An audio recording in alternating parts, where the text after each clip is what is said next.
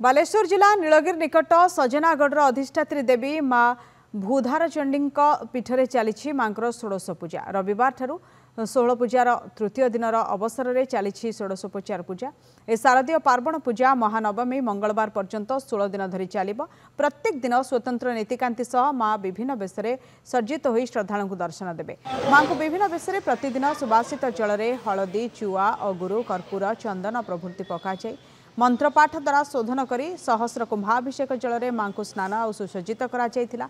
मुख्य पूजक भाव विजय कुमार पंडा प्रतिदिन चंडीपाठ करने सह पूजा परिचालना करिथांती। एही समय मां को दर्शन कले श्रद्धालुओं मनस्कामना पूर्ण होता है बोली विश्वास रही। सेथिलागी बहु दूर दूरांतरु दर्शन पाई श्रद्धालु माने छुटी आसिछंती।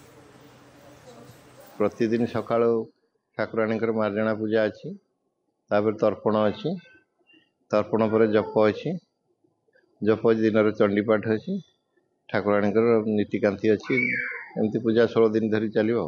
आम प्रति वर्ष ये चंडी करी प्रति वर्ष ये टाइम 16 पूजा टाइम चंडी करी आउ ये माँ तो माटी तलू बाहर बहुत प्रत्यक्ष आम जहाँ डाकिचे ताहा से शुणती प्रति वर्ष आम कर पूजा आम परिवार सारा समस्ते आसचु मु तो आगु मंदिर ना शुणी किंतु भितर को ठाकुर को एबे देखि नथिली एठी पूजा मु आसला पाखरु सब बेले पूजा हुए पद्म फूल 100 आसी माँ को आमे